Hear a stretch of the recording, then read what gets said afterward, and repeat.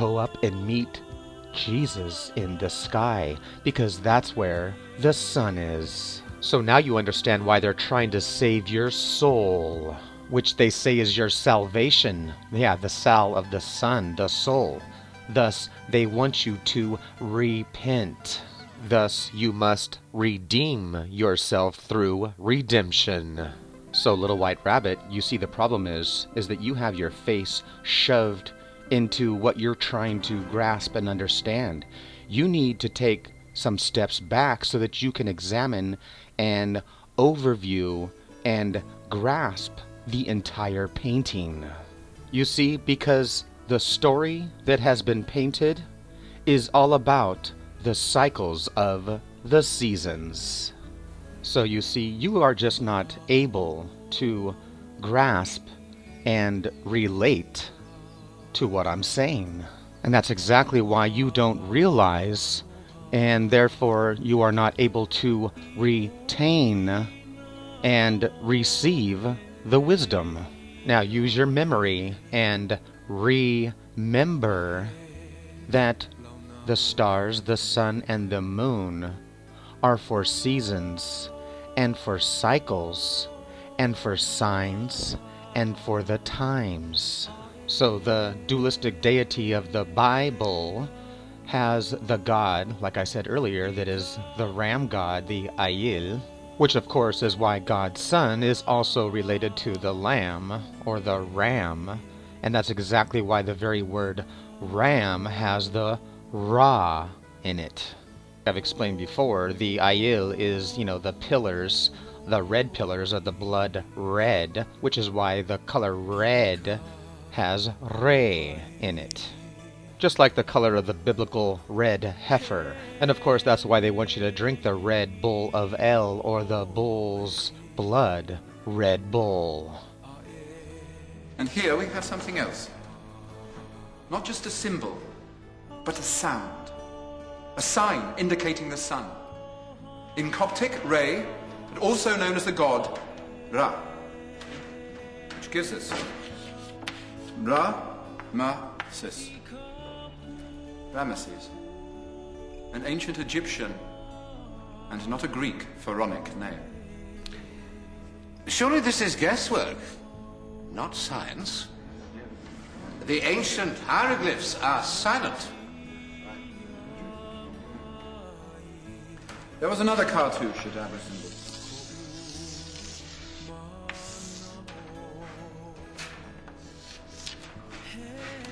We have the M and the S. But what is this bird? To me, it looks like the Egyptian ibis. A bird associated with which god? Thoth. Exactly, Professor Sassy. Another symbolic hieroglyph that also provides us with a sound. The sound that you have so eloquently pronounced. Put these sounds together, and we have Thosmosis. Thosmosis. The name of pharaohs who ruled 1,500 years before Alexander the Great conquered Egypt. Comfort to the church, Professor Sassy. I've heard enough to know that this man has the power to undermine all of us. He must be stopped. So the wisdom of the sun predates the very names that we have ever given the sun. Re, Ra, Utu, Shamash, whatever you want to call the sun. And if you understand the sun and its cycles and how it operates, then you would understand everything in the Bible. So all you have to do is look around in nature and realize that what is the only thing that is rebirthed from the horizon and is risen and born every day and then dies and is taken off and abducted and carried off into the underworld and then is resurrected and reborn from that death of the night and is brought back again. It is recycled. What else in nature has this very essence of this concept to it? The sun does. So I want to explain something to you. This is why I lay out the zodiac like a clock is. So the hours that go through the day is just like the sun going through the houses of the zodiac throughout the year. So on the equinox of spring, or Aries, would be 3 p.m., the third month. And of course, the seventh month would be the fall, or the underworld time, of 9 o'clock, aka September. So this is the fall equinox, or the autumnal equinox of the winter time. Thus, we find the raping, the reaping, and of course, the woman who is dressed in the sun. And of course, the serpents or the dragons are all really just talking about the serpents and the dragons that are found in the ancient depictions of the constellations. So real quickly, I want to explain something to you, that when the sun is in the constellation or that house, you really can't see it because the sun is blocking it out. In order to view a constellation, you have to look to the opposite side, or the anti-side of the zodiac wheel. So for example, if you want to view the house of Aries, you would look to the anti or opposite side of the zodiac wheel in autumn. So when the book of Revelations was talking about the woman who is clothed with the sun, they're telling you that because it's a sign of the season, which happens to be the 7th month, or our 9th month today, known as September. You see, this is the time when God's sun is in the house of Virgo, the Virgin. And of course, this is why she has the sun within her. She is pregnant with the sun. And of course, in the month of September, the moon will also come to be at the feet, or the foot base, of the woman. So the Bible in the book of Revelation is just taking you through the houses of the zodiac, the 12 houses that the Son of God goes through throughout the year. So you'll notice that the house of the Virgin in Virgo is the lady, as well as the lady of Libra. So you'll notice that the Virgo Virgin Goddess holds the last sheaf. She is the grain or the corn fertility goddess. So she is the mother agricultural harvest grain mother. Thus, she is Demeter and the legend of Persephone, which of course is just the raping and the reaping of God's son during the harvest season, as it's taken for 6 months to the underworld. So you see, you have the Mother Mary of March in the spring equinox, and the autumn equinox is the Virgin Goddess and Libra. So of course, in September, or in the fall of autumn, which is the 9, of course, that's why in Revelations 9 we find, I saw a star fall from heaven, because it is the season or the angle of fall. Thus, the number 9. And here's some wisdom for you. People all the time are always talking about Labor Day. When does Labor Day come? During the month of September, the 9th month, the first moon's day of September. Because Labor Day is all about the mother goddess who is impregnated for 9 months. So of course, that's why there's a debate about Jesus being born in the spring or the autumn equinox. So in the tarot deck, for example, it starts off with the Fool, the 0, which is actually the first card. And then on card 21, which is card 22 actually, is the World. That's when we become of age, by the way. And of course, it's the symbol of the goddess Yoni. And you'll notice the 4 creatures in the corner as well.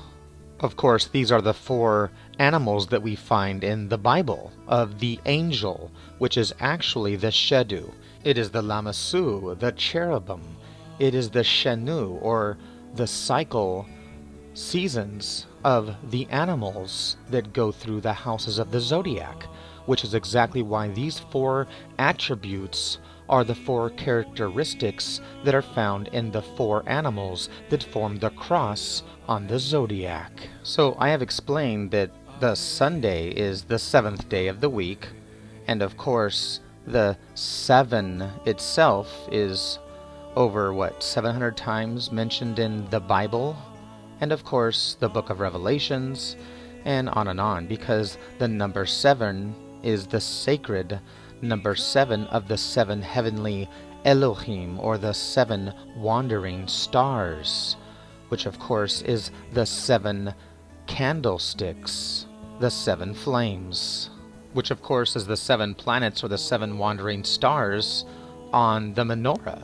And of course the menorah has the word Ra in it, both the moon and the sun. Thus, the menorah is represented by the 7 or the 9. So now that you understand more of the deeper hidden esoteric truths of Re or Ra, and how it relates to, of course, all of the religions of the world, and of course the book of Revelation and Apocalypse and so forth, I want to continue and expose and explain a few more words. So understanding the very fundamentals of Re and Ra is why you can now understand why the word return has Re in it. And then of course we have Re, born or rebirthed, because the entire process of Re is about revolving. Thus the recycle, which of course is making a revelation or a revolution. Thus the Ouroboros or the circle, which of course is round. Which is why other Resh words that begin with R, as in the RO or even the RI, are all to do with Re, the sun god. So words like rotate, which is talking about the rotation and going around and repeating. The words are endless, like the red rose. So yes, the Re prefix does come from Re, the sun god.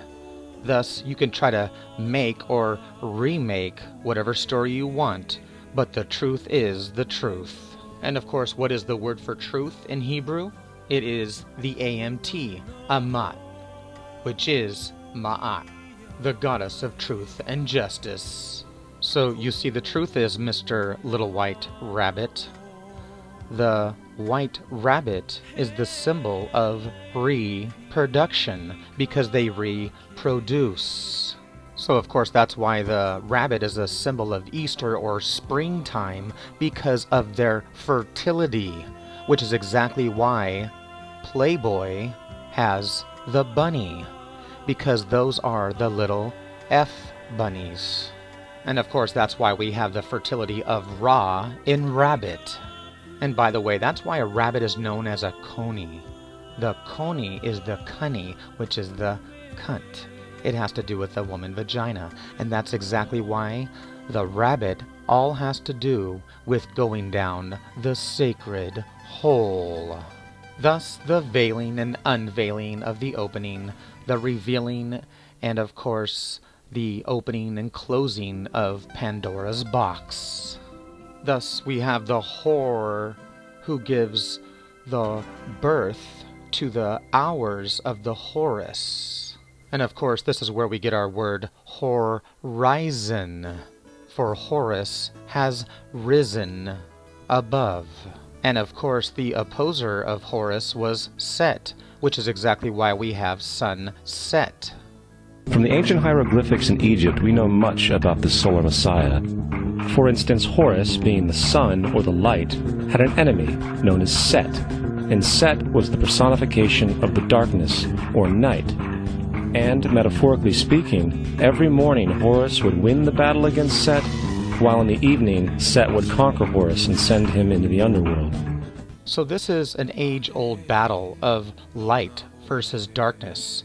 So I laugh at people talking about the Antichrist. Just the opposite, the opposer of the other side, which of course is what our seasonal year goes through.